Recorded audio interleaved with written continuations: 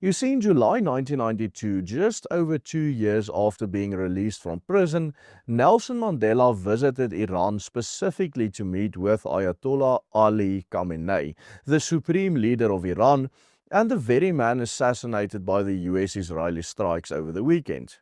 During that visit, Mandela addressed Ayatollah Khamenei as "my leader." My leader, how are you?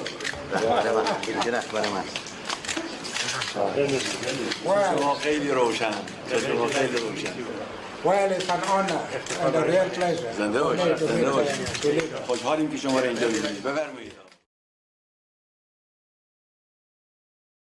According to his own words, the South African president decided to visit Iran to praise the Iranian government and nation for their support of the struggle of the ANC against apartheid.